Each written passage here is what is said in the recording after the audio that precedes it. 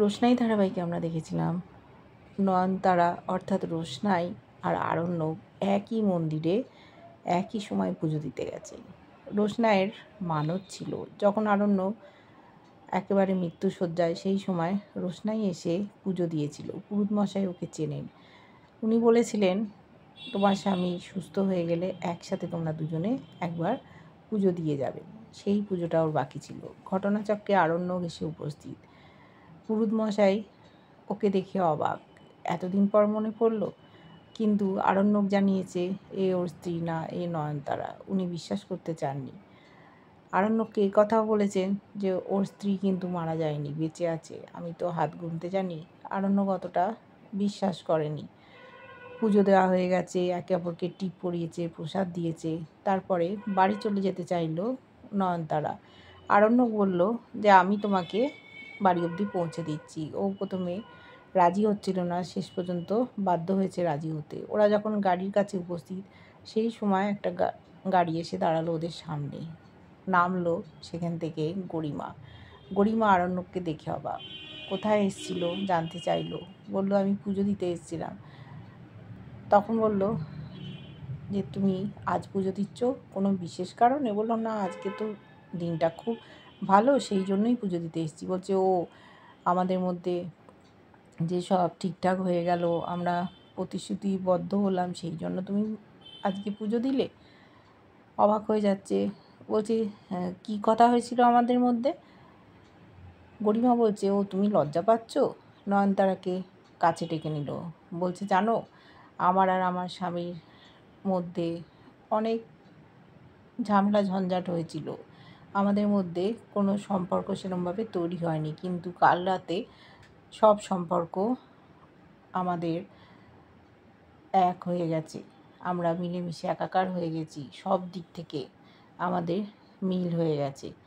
লজ্জায় ও মাথা নত করে আছে। রোশনাই চুপচাপ শুনছে। বলছে আমরা তো প্ল্যান করেছি শিগগির আমরা একটা বেবি নেব। বাড়িটা কীরকম ফাঁকা ফাঁকা লাগে, কেরিয়ার করে ছুটলে তো হবে না, একটা বাচ্চা হওয়া দরকার। নয়নতারাকে জিজ্ঞেস করলো, আচ্ছা তোমার কি প্ল্যান, তুমি বিয়ে করবে না? বলছে এখনও তো আমি ভাবিনি, যদি আমি কোনো দিন বিয়ে করি প্রথম ইনভিটেশন কার্ডটা আমি তোমাকেই পাঠাবো। তারপরে গাড়িতে করে কে নিয়ে যাবে এই নিয়ে বচসা শুরু হয়েছে। রোশনাই তো কিছুতেই যাবে না, কারুর গাড়িতেই উঠবে না। তখন বলল তুমি তো আরণ্যকের গাড়িতে যাচ্ছিলে, তাহলে আমার সাথে কেন যাবে না? ও অসুস্থ, ও বরং বাড়ি ফিরে যাক। আর ওকেও তো তুমি চেনো না, অচেনা শহর, হঠাৎ একজন বলল তুমি তার গাড়িতে করে চলে যাবে। রোশনাই বলল কার সাথে কখন চেনা হয়ে যায় এক মুহূর্তে সেটা তো আমরা বলতে পারি না। আর দেখো তুমি আমার কম্পিটিটার, এটা তুমি মনে রাখবে, সেই জন্য তোমার গাড়িতে আমি যাব না। বলছে সে তো স্টেজে। তখন বলল বলা কি যায়, বাইরেও হয়তো আমরা একে অপরের কম্পিটিটার। অবাক হয়ে যাচ্ছে গরিমা, কী কথা বলছে নয়নতারা। রোশনাই দেখলো এদের মধ্যে ঝামেলার সৃষ্টি হচ্ছে, ওকে কে ড্রপ করবে সেই নিয়ে। গরিমা কোথায় যাচ্ছে জানতে চেয়েছিল আরণ্যক। বলল যে মা বাবার বিবাহবার্ষিকী, আমাকে তো একটু ছোটাছুটি করতে হচ্ছে, আমি তোমাকে বলিনি তোমার শরীরটা খারাপ বলে, কিন্তু দেখছি তুমি মন্দিরে এসেছিলে। বললো তুমি বাড়ি চলে যাও, আমি ওকে ড্রপ করছি। কিন্তু রোশনাই বলল তোমাদের দুজনকেই অনেক ধন্যবাদ, আমি একাই চলে যেতে পারবো। ওরা যে যার মতো চলে গেল। বাড়ি ফিরে গেছে রোশনাই, ওর বাবা অপেক্ষা করছিল। বলছে পুজো দেওয়া হলো? বলল হ্যাঁ। বলছে মুখটা কিরম থমথম করছে, কি হয়েছে? জানিয়েছে আরণ্যকও ওখানে এসেছিল। বলল তাই? তা কার নামে পুজো দিলে? বললো বলো তো, তুমি বলতে পারবে কি না শুনি। তখন বলল আরণ্যকের নামে, একটা পুজো বাকি ছিল বলেছিলে আমাকে, সেই পুজোটাই হয়তো দিতে এসেছিলে। বলল হ্যাঁ, পুরোহিতমশাই বলেছিলেন আমাদের একসাথে পুজো দিতে, কিন্তু সেটা সম্ভব হচ্ছিল না।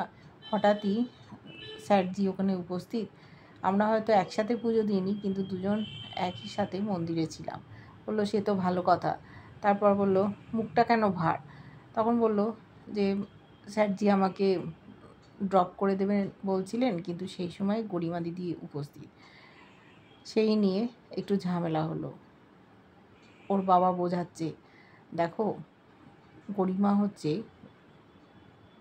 সুরঙ্গমার মেয়ে, তাই ওকে তুমি কখনো বিশ্বাস করবে না। আর আমার কথা শোনো, আমি জানি তুমি আরণ্যককে ভালোবাসো, আরণ্যকও তোমায় ভালোবাসে। তুমি আর আরণ্যককে কিন্তু কোনো দিন বিয়ে করবে না। গরিমা ওর জীবন থেকে চলে যাবে বললেও বারবার কিন্তু ও ওর জীবনে ফিরে আসবে। ও কখনোই চলে যাবে না। আর তুমি যদি আরণ্যকের জীবনে থাকো, তোমায় জ্বালা যন্ত্রণায় ভরিয়ে দেবে। এটা রোশনাই জানে। বলছে, না না, আমি আরণ্যক চ্যাটার্জিকে কোনো দিনই বিয়ে করবো না। তবে আমাদের তো একটা বিয়ে হয়েছিল, আমি সেটাকে সত্যি বলেই মনে করি। অনেকেই মিথ্যে ভাবে, সেই জন্য আমি হয়তো দুর্বল হয়ে পড়ি আরণ্যক চ্যাটার্জিকে দেখলে। বলল ওর বাবা যে তুমি অন্য কাউকে বিয়ে করবে তাও ভালো, আরণ্যককে বিয়ে করো না, এটা আমার উপদেশ রইল, না হলে তুমি কষ্ট পাবে। ওদেরকে ওদের মতো থাকতে দাও। গরিমা কি বলেছে জানতে চাইলো। বলছে, যত উল্টোপাল্টা কথা বলে আমার মনটা ভারাক্রান্ত করার চেষ্টা করছিল। গরিমা গেছে ওর মা বাবার কাছে, বাবা মা গল্প করছে, আয়োজন সম্পূর্ণ। ওর মা বলছে, তোমার বাবা তো বলছেই না কাকে কাকে নেমন্তন্ন করলো, উনি সব অ্যারেঞ্জমেন্ট করেছেন। ওর বাবা বলল, খানিকটা সারপ্রাইজ থাক না। বলছে, কাদের বললে তাও বলো। বললো, তোমার অপছন্দেরও তো লোকজন আছে। বললো, যেমন? বললো, কেন? আমার বাড়ির লোকজন যাদের তুমি কোনো দিনই পছন্দ করোনি, বাদ দিয়ে দিয়েছো জীবন থেকে, তাদেরকে যদি আসতে বলি। বলছে, তুমি এইভাবে কেন বলছো? অতীতের কথা ছেড়ে দাও না। গরিমাকে খাবার কথা বলছে, ও অসময়ে খায় না। মাকে জানিয়েছে যে তোমাকে বলা হয়নি, আরণ্যক এসেছিল মন্দিরে পুজো দিতে, ওখানে নয়নতারার সাথে দেখা। বলছে, তার মানে? বলছে, তোমাদের মধ্যে কোনো তৃতীয় ব্যক্তিকে ঢুকতে দেবে না। তোমাদের মধ্যে সম্পর্কটা এখন অনেক সুস্থ স্বাভাবিক হয়েছে, কোনো দিন আর কাউকে ঢুকতে দিও না। ওর বাবা বলছে, তার মানে কি বলতে চাইছো? ওরা কি প্ল্যান করে গেছিল? বলল, প্ল্যান করে তো হতে পারে না। তখন গরিমা বলল যে, আমার মনে হচ্ছে দুজনেই পুজো দিতে গিয়ে দেখা হয়েছে, দুজনের মাথাতেই আমি টিপ দেখেছি। বলল, তাহলে অবিশ্বাস করার কি আছে? ও তো রোশনাই না, ও হচ্ছে নয়নতারা। এবার ওর বাবা চিন্তা করছে মনে মনে যে কীভাবে সুরঙ্গমা ওকে ঠকিয়ে দিয়েছে। সুরঙ্গমা বলছে মেয়েকে যে, আরণ্যককে তুমি চোখে চোখে রাখবে, ওর গতিবিধির ওপর নজর রাখবে, বলবে যেন তোমাকে সব সময় বলে যায়। তোমার বাবাকেও দেখো, আমি চোখে চোখেই রেখেছিলাম। ওর বাবা বলছে, দেখো আমার তো কোনো যাওয়ার জায়গা ছিল না, এই অফিস যেতাম আর বাড়ি ফিরতাম, এছাড়া তো কিছু না। বলছে, তাও। এবার ওর বাবা বলছে, আচ্ছা, স্বামীদের তো চোখে চোখে রাখতে বলছো, যদি স্ত্রীদেরও সেইভাবে রাখা হয় তাহলে কেমন হয়? তখন বলছে, কি বলতে চাইছো, তার মানেটা কি? বলছে, না, আমি তোমার সাথে একটু হাসি মজা করছি, তুমি আমার ওয়াইফ, তা আমি এইটুকু তোমার সাথে হাসি মজা করতে পারবো না? গরিমা হাসছে, ওর বাবার মধ্যে যে কি ঘটছে বুঝতে পারছে না। ওর মার সাথে কবে আলাপ হয়েছিল মেয়ের সামনে বলছে, একটা অনুষ্ঠানে গিয়ে হঠাৎ দেখা, কিন্তু তোমার মায়ের অতীত নিয়ে আমি কখনো প্রশ্ন করিনি, প্রেমে পড়ে গেছিলাম, বিয়ে করে নিয়েছি। সুরঙ্গমা বলল, দেখো, আমার অতীত ঘাটলে তুমি কিছুই কোনো দিন খুঁজে পেতে না, কারণ আমার তো কোনো অতীত নেই। মনে মনে ভাবছে, তোমার অতীত নেই, তুমি যা কাণ্ড করেছো সেটা এবার সবার সামনে আনবো। এখন তুমি আমার কাছে একটা খোলা বইয়ের পাতা, এতদিন তুমি আড়ালে ছিলে, সেই বইটাকে আমি ব্যান্ড করে দেবো। আর আমি সহ্য করতে পারছি না, অনেক আমাকে ঠকিয়েছো, আমাকে ব্যবহার করেছো, এবার তোমার খেলা শেষ। সুরঙ্গমা কিছুই বুঝতে পারছে না।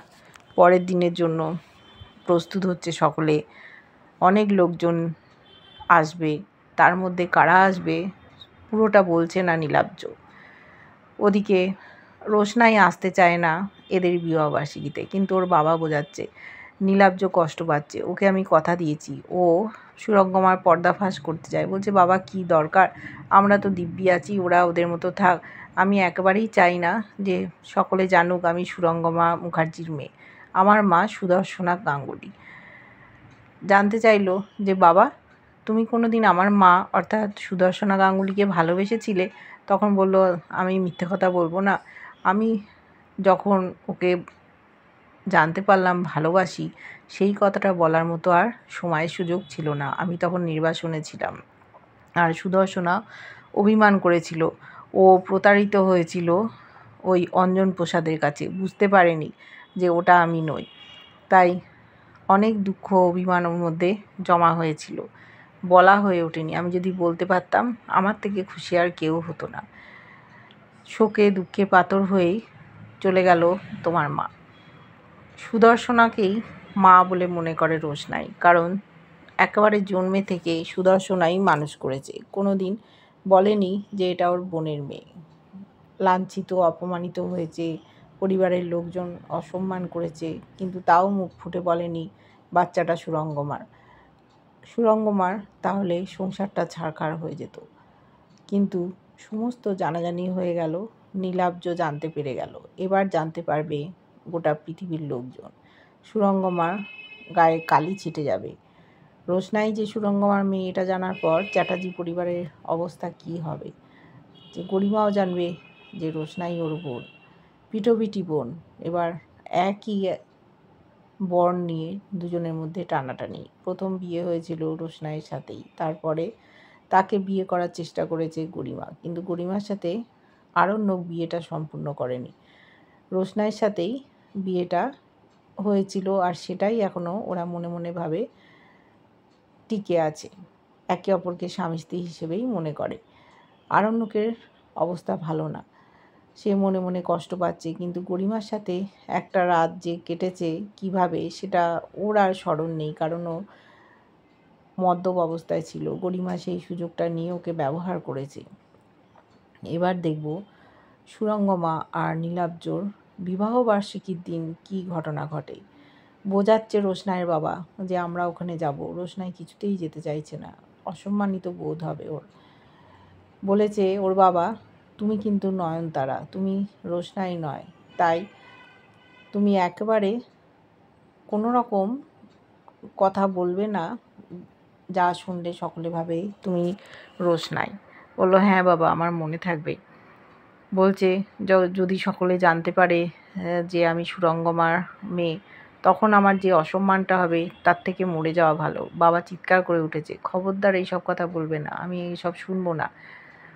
দেখছে রেগে যাচ্ছে বাবা, তখন বলো আচ্ছা বাবা ঠিক আছে, আমি আর বলবো না, কিন্তু ওর মা যে সুরঙ্গমা এটা সকলের জানা উচিত। পরিচয় নেই বলে অনেক অসম্মানিত হতে হয়েছে ওকে এই সমাজের বুকে। বাবা মায়ের যার কোনো ঠিক ঠিকানা নেই, কে বাবা, আর মায়ের ওরকম স্বভাব চরিত্র খারাপ, অনেক অসম্মান করেছে সুরঙ্গমা, নিজেও মেরে ফেলার চেষ্টা করেছে নিজের মেয়েকে। সমস্ত ওর কাছে ধেয়ে আসছে। এবার সুরঙ্গমা কী করে নিজেকে বাঁচায় সেটাই আমরা দেখব। কেমন লাগছে ধারাবাহিকটা জানিও। ভালো লাগলে লাইক কমেন্ট সাবস্ক্রাইব করে যারা ফেসবুক পেজ থেকে দেখছো ভালো করে সাথে থেকো।